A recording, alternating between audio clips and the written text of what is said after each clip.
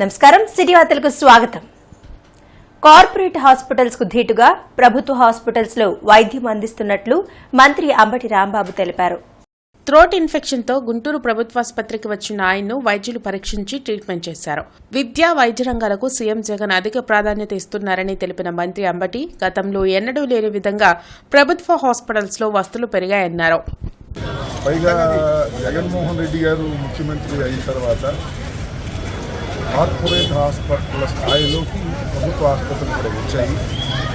Corporate హాస్పిటల్లో కన్నా కూడా మెరుగైన వైద్యం ఇక్కడ జరుగుతుందని నమ్ముతాను. కాకపోతే ప్రశ్న ఉంటుంది, అట్మాస్ఫియర్ అంతా రద్దీగా ఉంటుంది, పేద ప్రజానికి ఉంటారు అని సందేహిస్తారు తప్ప బెటర్ వైద్యం జరిగేది ఖచ్చితంగా కార్పొరేట్ హాస్పిటల్ కన్నా కూడా గవర్నమెంట్ హాస్పిటల్లోనే జరుగుతుందని నేను ప్రగాఢంగా విశ్వసిస్తున్నాను. అందుకే కార్పొరేట్ హాస్పిటల్లో మర్యాదలు తెచ్చుకోండి. ఈరోజు బాగా భరించలేని నొప్పి వస్తుంది అక్కడి నుంచి.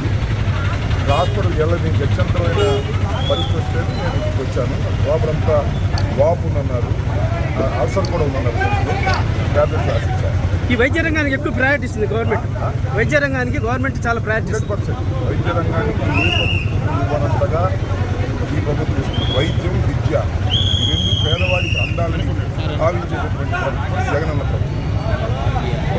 వైసీపీ అధికారంలోకి వచ్చినప్పటి నుంచి ఆ పార్టీ నేతలు ఇసుకను అడ్డగోలుగా దోచుకుంటున్నారని మాజీ మంత్రి నక్కా ఆనందబాబు ధ్వజమెత్తారు. మంగళగిరిలోని టీడీపీ కేంద్ర కార్యాలయంలో ఆనందబాబు మీడియాతో మాట్లాడారు. ఇసుక అక్రమ మైనింగ్ పై విపక్షాలు ఎన్ని ఆందోళనలు చేస్తున్నా వైసీపీ నాయకులు, ప్రభుత్వ అధికారులు వాటాలు వేసుకుని పంచుకుంటూ అక్రమ మైనింగ్ ను కొనసాగిస్తున్నారని ఆరోపించారు. ఎన్టీటీ అనేకసార్లు ప్రభుత్వ తీరును తప్పుపట్టినా బరితెగించి ఇసుక దందా కొనసాగించడం దారుణమన్నారు. చట్ట వ్యతిరేక కార్యకలాపాలకు వత్తాసు పలికే అధికారులు భవిష్యత్తులో మూల్యం చెల్లించక తప్పదని ఆనందబాబు హెచ్చరించారు. ఈ ఇసుక అక్రమ మైనింగ్ మీద, అక్రమ దోపిడీ మీద మా అధినేత చంద్రబాబు నాయుడు గారి దగ్గర నుంచి కింద స్థాయి వరకు వివిధ స్థాయిల్లో ఎన్నో రకాలుగా ఆందోళనలు చేశాం. ఎన్ని ఆందోళనలు చేసినా ప్రభుత్వానికి కానీ ప్రభుత్వ అధికారులకు కానీ నిమ్మకు నీరెత్తినట్లు వ్యవహరించి అందరూ కూడా వాటాలు వేసుకొని పంచుకొని అక్రమ ఇసుక దందా వ్యవహారం సాగిస్తూ ఉన్నారు. కోర్టులు మొట్టికాయలేస్తూ ఉన్నాయి, చివాట్లు పెడతా ఉన్నాయి. నేషనల్ గ్రీన్ ట్రిబ్యునల్ అనేక ఆర్డర్స్ ఇష్యూ చేసింది. ఎన్ని చెప్పినా కూడా దున్నపోతు మీద వర్షం పడ్డ చందంగా ఈ ప్రభుత్వం వ్యవహరిస్తూ ఉంది. కలుషిత నీటితో నగరంలో నెలకొన్న ఆందోళనకర పరిస్థితులకు రాష్ట్ర ప్రభుత్వం బాధ్యత వహించాలని సిపిఎం రాష్ట్ర కార్యదర్శి వి శ్రీనివాసరావు డిమాండ్ చేశారు. కలుషిత నీటితో మృతి చెందిన వారి కుటుంబాలకు 25 లక్షల రూపాయలు, ఆసుపత్రి పాలైన వారికి 25,000 రూపాయల నష్టపరిహారాన్ని చెల్లించాలని డిమాండ్ చేశారు. బ్రాడీపేటలోని సిపిఎం జిల్లా కార్యాలయంలో రాష్ట్ర కార్యదర్శి శ్రీనివాసరావు మీడియాతో మాట్లాడారు. మున్సిపల్ అధికారుల నిర్లక్ష్యం కారణంగానే నగరంలో ఆందోళనకర పరిస్థితి నెలకొందన్నారు. ఇంత జరుగుతున్నా ప్రభుత్వం నీటి వల్ల సమస్య రాలేదని చెప్పడం దురదృష్టకరమన్నారు. ప్రభుత్వం పైప్ లైన్ మరమ్మతులు చేయకుండా పబ్బం గడిపే ప్రయత్నం చేస్తుందని ఆరోపించారు. దీనిపై ప్రభుత్వం స్పందించి ముందస్తు చర్యలు తీసుకోవడంతో పాటు పూర్తి స్థాయిలో మంచినీళ్లను పంపిణీ చేయాలని కోరారు. కలుషిత నీటితో బాలిక మృతి ఘటనకు ప్రభుత్వం పూర్తి బాధ్యత వహించాలన్నారు. ప్రభుత్వ నిర్లక్ష్యాన్ని కప్పిపుచ్చుకునే ప్రయత్నం చేస్తున్నారు కానీ ఇప్పటి వరకు ఘటనపై కమిటీ నివేదికను ఎందుకు బయటపెట్టడం లేదని ప్రశ్నించారు. కేంద్ర, రాష్ట్ర ప్రభుత్వాలు ఇసుక మాఫియాని ప్రోత్సహిస్తున్నాయని ఆరోపించారు. ప్రజలకు ఇసుకను ఉచితంగా పంపిణీ చేయాలని సందర్భంగా డిమాండ్ చేశారు. కార్యక్రమంలో సిపిఎం నాయకులు బాబురావు, రామారావు తదితరులు పాల్గొన్నారు. పైపుల్ని రీప్లేస్ చేయకుండా వాటినే ట్యాంకులు మాత్రం క్లీన్ చేసి నీళ్లు వదలటం అనేది చాలా దుర్మార్గమైనటువంటిది, క్షమించరానటువంటి నేరం.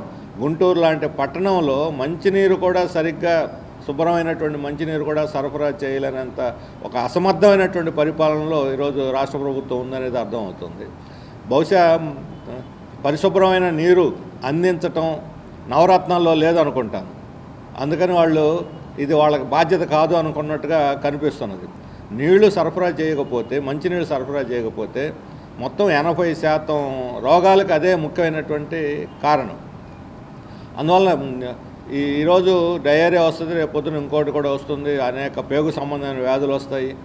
ప్రభుత్వ నిర్లక్ష్యాన్ని కప్పిపుచ్చుకోవటానికే పాలక పార్టీ నేతలు, వైద్య ఆరోగ్య శాఖ మంత్రి మొదలుకొని అధికారుల దాకా దీంట్లోనే వీళ్ళు మునిగి తేలుతున్నారు. ఇప్పటికైనా 5 సభ్యులతో కమిటీ వేశామని ప్రకటన చేశారు. ఏమిటి ఆ కమిటీ నివేదిక? ఏమి కారణాలు తేల్చారు? నివేదిక ఏమి ఇచ్చారు? దీనికి ఎవరు బాధ్యత వహించాలి? మరి ఇంతవరకు ఎందుకు నివేదిక పెట్టరు? దాదాపు 10 రోజుల పైనుండి ఇవి జరుగుతూ ఉన్నాయి ఈ కేసులన్నీ. ఒకచోట కాదు, గుంటూరులో పలు ప్రాంతాల్లో వచ్చినాయి. దీని మీద అందుకనే ముఖ్యమంత్రి గారు స్వయంగా జోక్యం చేసుకోవాలి. ముఖ్యమంత్రి గారు తక్షణమే సమీక్షా సమావేశం నిర్వహించాలి. ఈ అనుభవాన్ని దృష్టిలో పెట్టుకుని ఒక గుంటూరే కాదు, రాష్ట్ర వ్యాప్తంగా మంచినీటి సరఫరాని, స్వచ్ఛమైన మంచినీరు వచ్చే దాని మీద ఈరోజు దృష్టి పెట్టాల్సిన అవసరం ఉంది.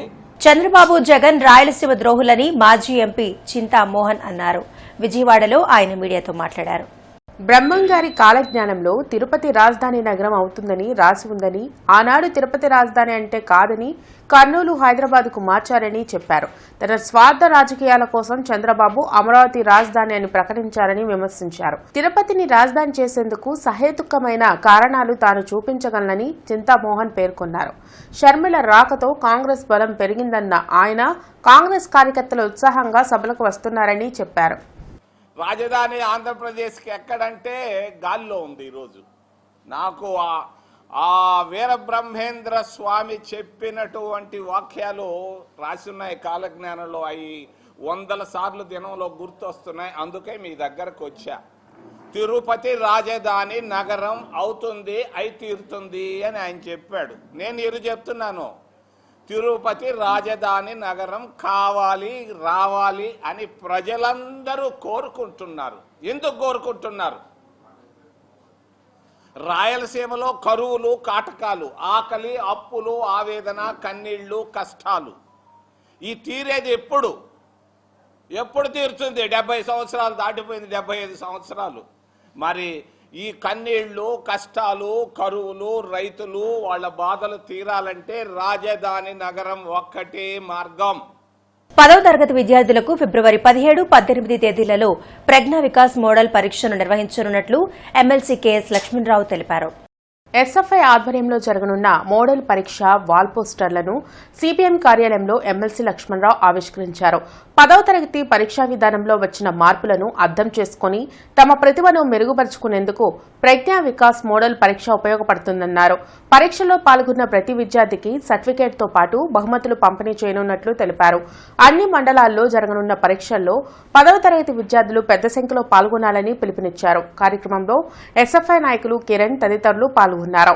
వీటన్నిటినీ అర్థం చేసుకుని విద్యార్థుల యొక్క నైపుణ్యాలు పెంచడానికి SFI, student federation of India, UTF, Jana Vignana వేదిక ఈ 3 సంస్థల ఆధ్వర్యంలో 10వ తరగతి విద్యార్థులకి ప్రజ్ఞా వికాసం అనే పరీక్షని నిర్వహిస్తూ ఉన్నాం.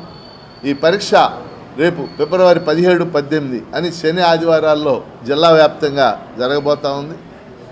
ఈ ప్రజ్ఞా వికాసం ప్రశ్నాపత్రాలని అనుభవజ్ఞులైనటువంటి ఉపాధ్యాయులు రూపొందించారు. ఈ ప్రశ్నాపత్రం ఆన్సర్ చేయటం వల్ల రేపు పబ్లిక్ పరీక్షల్లో ప్రశ్నలు ఏ విధంగా ఉండబోతున్నాయి, వాటిని ఏ విధంగా ఎదుర్కోవాలి, ఈ ప్రశ్నలు అనేవి కూడా విద్యార్థులకి మరి స్పష్టంగా తెలుస్తుంది. అందువల్ల ఈ 17, 18 ఫిబ్రవరిలో జరిగేటటువంటి ప్రజ్ఞా వికాసం పరీక్షని విజయవంతం చేయాలని తల్లిదండ్రులకి, విద్యార్థులకి, ఉపాధ్యాయులకు కూడా మేము విజ్ఞప్తి చేస్తూ ఉన్నాం. ఎస్ఎఫ్ఐ ప్రధానంగా ఈ పరీక్షకు సంబంధించినటువంటి నిర్వహణ మొత్తం చూస్తూ ఉంది. ఎన్నికలు సమీపిస్తున్న నేపథ్యంలో నిషేధిత వస్తువుల రవాణాపై ప్రత్యేక దృష్టి పెట్టాలని రైల్వే డీఎస్పీ నాగేశ్వరరావు సిబ్బందిని ఆదేశించారు. రైల్వే స్టేషన్లో క్రైమ్ నియంత్రణపై రైల్వే పోలీస్ సిబ్బందితో డీఎస్పీ నాగేశ్వరరావు సమీక్షా సమావేశం నిర్వహించారు. ఎన్నికలు సమీపిస్తున్న నేపథ్యంలో అక్రమ నగదు, మద్యం రవాణా జరగకుండా పటిష్టమైన చర్యలు తీసుకోవాలని ఆదేశించారు. రైళ్లలో నేరాల శాతాన్ని తగ్గించే విధంగా గస్తీ పెంచాలన్నారు. ఎన్ఫోర్స్మెంట్ వర్క్ ఎలక్షన్ రిలేటెడ్ అంటే హ్యూజ్ క్యాష్ కానీ అలాగే బంగారం, అదర్ వాల్యుబుల్ ఐటమ్స్ కానీ వీటిని రవాణా చేయకుండా ప్రివెంట్ చేయవలసిందిగా ఇన్స్ట్రక్షన్స్ ఇవ్వడం జరిగింది. అలాగే ముఖ్యంగా మాదక ద్రవ్యాలైన గంజాయి వీటి మీద కూడా ఒక దృష్టి పెట్టి వీళ్ళని కూడా రవాణా జరగకుండా, ఒకవేళ జరిగినా కూడా క్యాచ్ చేసి వీళ్ళని చూడవలసిందిగా వీళ్ళందరికీ ఇన్స్ట్రక్షన్స్ జరిగింది.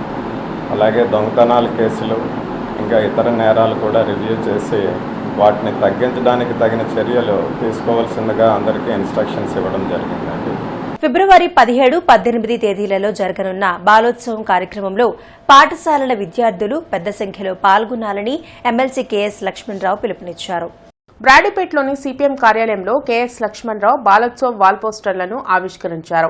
2 రోజుల పాటు హిందూ కళాశాలలో జరగనున్న బాలోత్సవ్ కార్యక్రమంలో 3,000 మందికి పైగా విద్యార్థులు పాల్గొననున్నట్లు తెలిపారు. కార్యక్రమంలో 40 అంశాలలో విద్యార్థులకు పోటీలు నిర్వహించనున్నట్లు తెలిపారు. విద్యార్థుల్లో ఒత్తిడిని తగ్గించి వారిలో ఉన్న సృజనాత్మకతను వెలికితీసేందుకు బాలోత్సవాన్ని నిర్వహిస్తున్నట్లు తెలిపారు.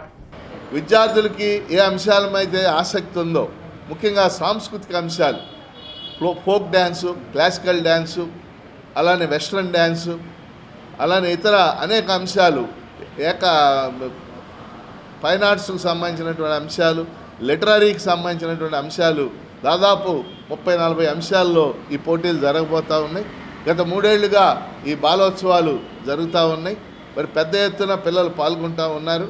ఈ సందర్భంగా పాఠశాల యాజమాన్యాలు, అలాగే ఉపాధ్యాయులు, ప్రధానోపాధ్యాయులు కూడా తమ పిల్లల్ని పంపించాలని కోరుతున్నాం. ఇప్పటికే ఎంట్రీలు పెద్ద సంఖ్యలో వచ్చినాయి.